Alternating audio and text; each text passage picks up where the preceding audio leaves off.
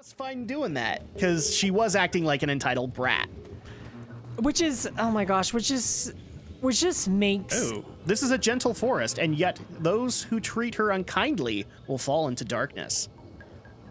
Those who who do not wish for darkness should seek the light, for if not, all efforts will be in vain. That's really hard to read. So hard to read. No, the one thing that I, like, oh my gosh, the one thing I hate about people who act like that is that, one, I totally understand that I don't look like I'm turning 27 in April. Yeah. I get it. I completely get it. I don't agree when people are like, oh, you look like you're 18. No. I will accept early 20s. Mm-hmm. I do not look like I am in high school, and I will fight you on it. 100%. Not only that, but just like you're the perfect example of like a hardworking millennial kind of thing. Like you're the perfect anti-example of the stereotype of a millennial. And here's the thing. And same thing with our buddy Stephen Romney, who technically falls under that banner, and I think also Alex falls under it too. Well, the thing is, I understand that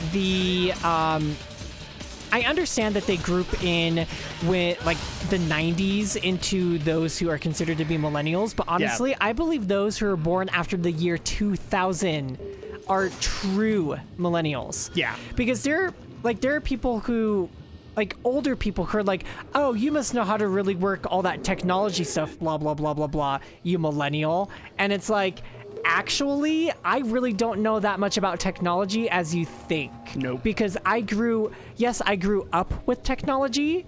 I have a lot of friends who are jocks. Know nothing.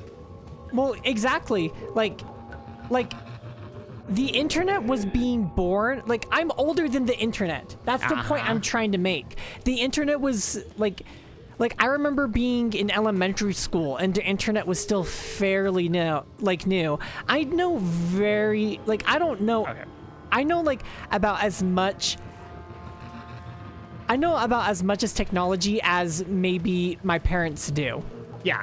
So I feel like kids who are like in high school right now, they are the true millennials. They are the kids who were born with a phone in their hand. These are the kids who are glued to their cell phones all the time. Like, I honestly sit at home and I'm just like, I don't even want a smartphone. And I am I am legitimately... Or you can go like a couple of generations before you upgrade. We're talking about a generation that literally thinks that and I've met them in college. Like, they think that it should be like a government mandate that you get an upgraded iPhone every year and you get it for free. And well, I was working at a high school. Yeah. Just barely. And I mean, yeah, I was in the special education department, but I was able to interact with the non-special ed students, and just the way that they talked and interacted with each other. At the high school, they have what is called advisory. It's more or less like homeroom that they have in between first and second period. Yeah. And it's an opportunity for them to just kind of get caught up on homework for half an hour, or check their grades and try to figure out what they need to do to get their grades up. And literally everybody in that class, all on their phones. Mm-hmm. Just all heads down, just glued to their phone, Instagram, I can Facebook. Pretty much guarantee, if you actually put them in a situation where they had to turn off their phones and legitimately socialize, they would have a serious problem doing that. These are the kids who are gonna have a really, really hard time forming relationships, and these are the kids that are gonna struggle in the dating department because they're just hiding behind the phone. They've put up these facades. They're acting like people that don't exist just because they can. Or even better, they're when they get to college, they're gonna find out the hard way that LOL is not necessarily something that deserves to be in your English paper.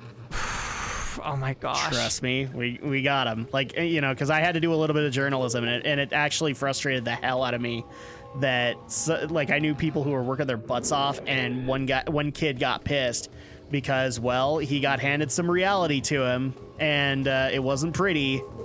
I think I haven't gone. No, I've gone this way. He had some reality handed to him when he got a straight F because he violated what the instructor said to do, which was you can't write in your internet speak. And he's like, why did you fail me? Did you not see the syllabus? the syllabus said don't write in LOLs or any kind of texting terms, or don't put it. This guy did an LOL, I think, and an emoji. Like, he tried to make an emoji in his paper. Oh my gosh. And this was supposed to be like an article that was being evaluated because it was a journalism class for the school paper. Because that's how they got their journalism.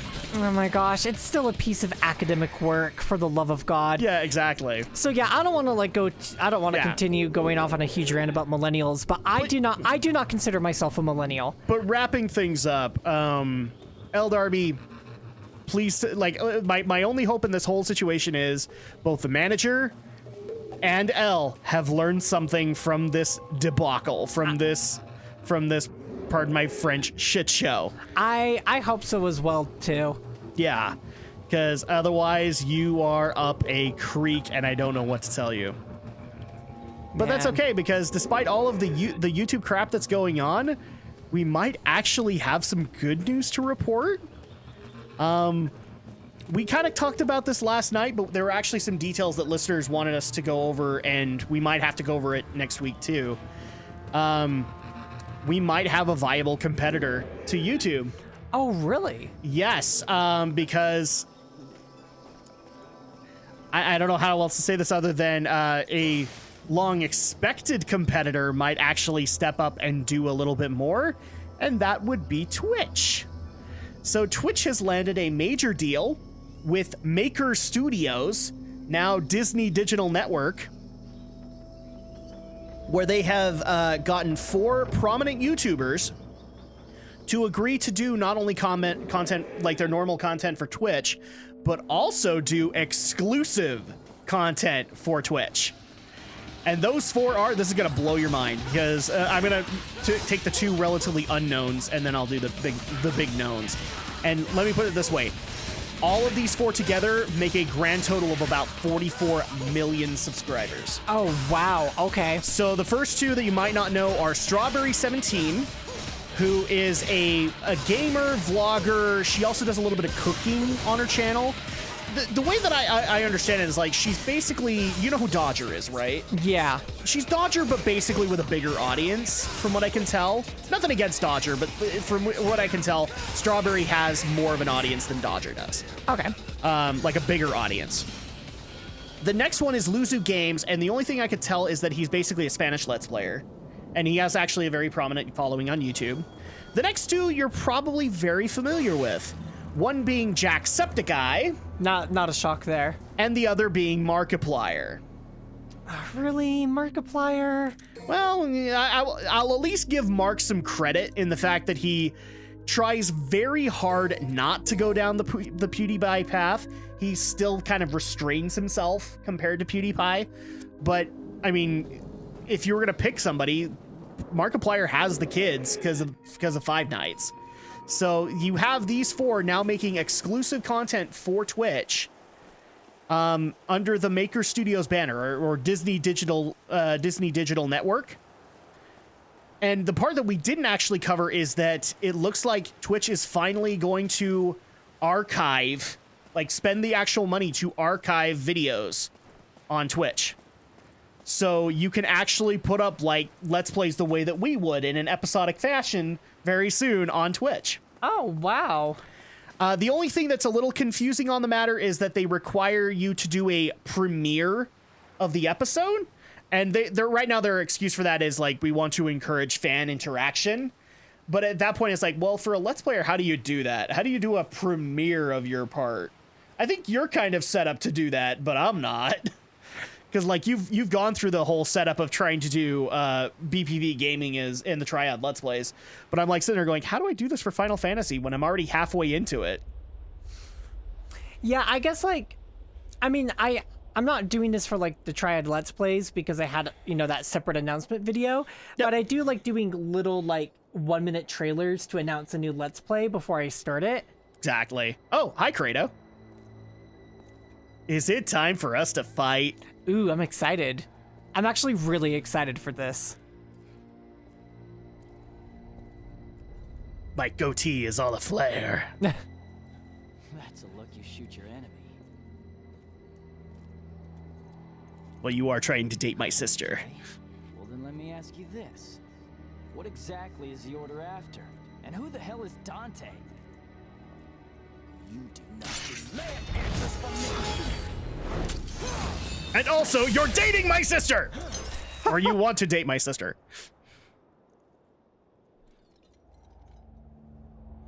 You possess the power of a demon. Back down. I don't want to hurt you. I won't do that to Kitty. Hurt me? You don't get it. Oh no. Yep, he's one of them too. What? Does your sister know about that? You too. The look on his face is priceless. Oh, hello. Yeah, look at that. That's a Digimon right there. Totally a Digimon. That'd be such a cool Digimon, though. Yes. That's like a form you'd think Lucemon would take. Yeah, absolutely. Behold Neo Myotismon. Wrong, Credo. What you become is a demon. As captain of the Holy Knights, you will now rest. Yeah, you kind of can't hear him because of the modified voice, but yeah, he's still very much, you know, the guardian of His Holiness. It's a good thing that I guess His Holiness is now a demon. So yeah, we have a boss fight with Credo. Ah, man, this is gonna be a cool fight. His demon form looks so cool. I actually really like it. Yeah, it's actually one of the few demon forms that I'm totally down for in this game. And unfortunately, he doesn't get too much of a showing, but it's all right though. This is fine. Yeah, exactly. I'm happy with what I'm seeing right now. So yeah, back into what we were actually saying, like Twitch actually archiving videos and becoming substantial competition for YouTube. This is actually something I've been screaming for a while now, and it actually bugs me that Twitch has taken so long and stayed in the streaming market. Yeah. Because here's the bottom line. Like, we've had numerous other contenders to YouTube, but since YouTube has the corporate backing of Google, it really wasn't a fair fight. Like, as much as I'm a lover of Blip.tv and Vid.me, which just barely shut down, and I love the fact that they were run by small communities like Reddit, to say that they were going to contend with YouTube, just, it's not realistic. Sorry, guys. Sad reality is it's not realistic to think that they're going to contend with YouTube. However, Twitch, that now has the backing of Amazon, they actually stand a chance. So if they actually decide to do this, I mean, we're talking a serious contender to YouTube. So what's your take on it? Like, especially considering the recent developments with YouTube. I'm really interested in seeing where this goes and what it could possibly mean for all of us. Does it mean, oh, I want to switch over to Twitch immediately, right this very second? Yeah. No, it doesn't mean that at all. I kind of want to almost say that there may be, like, enough people that move over to Twitch and I could just comfortably stay on YouTube, and then there could be enough people who are like, well, maybe I'll find a new person to watch on YouTube, and then I just so happen to, like, fall under that radar. I think at bare minimum what it could also mean is, like, you could actually have YouTubers that are just burned by YouTube experiment and try to establish a community within Twitch. Because which is something that I have also considered. Maybe just to start, only do Final Fantasy 14 on Twitch, and then slowly, then slowly, like, for me, it would be toss a few Let's Plays over and see how well they do. Yeah. Since I just started a Triad Let's Play, I probably wouldn't bring over a Let's Play apart from Final Fantasy 14 until after the Triad was done, and I started whatever comes after Bayonetta 2. Exactly. And bring that over to Twitch. But again, I'm looking forward and I'm interested in seeing how this all turns out and what direction it would take. I will tell you that I'm going to be watching it just to see, like, how well the archiving service works, and I also want to figure out, like, what that premiere could mean. Like, what do you have to do? Because here's the thing, I have no problem doing, like, a Q&A after releasing a part or, like, a string of parts, But the problem that I have with this is that simply doing a premiere for every single Let's Play, I mean, I upload 3 to 5 times a week on various channels. That could get problematic time-wise. And if Amazon basically says I can't put it up in my archive unless I've premiered it, that could be a problem, especially like when baby is born and I have no time to premiere it. Yes, that would make complete and total sense. But I will say another service that I'm watching is Facebook is still kind of boasting that they're going to get into the video business. And somebody actually wanted to point out to us that we ought to try out Discord too, because Discord's starting to try and do a lot of a community following kind of thing via their service. Oh, well, I mean, I already have a Discord account, so. Yeah, exactly. So maybe that's... Well, let me put it this way. I am burned by YouTube, and yes, I am going to be experimenting with other services. And so we do have some announcements for my channel, the podcast, and all that very soon. But they're all going to be like, I'm sick and tired of YouTube doing what they're doing, and now I kind of just want to put fresh eyes on the product. Yes. And Twitch might actually give me a way to do that. So, oh, come on, Credo. I've got you down to your last sliver of damn health. I know, how annoying. There we go, okay. Oh my gosh, I was like, why is he not dying, for the love of God? Oh, hi. That didn't work out so well.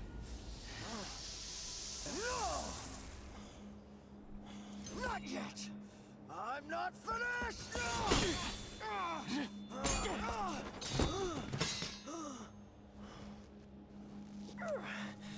Your strength is increased.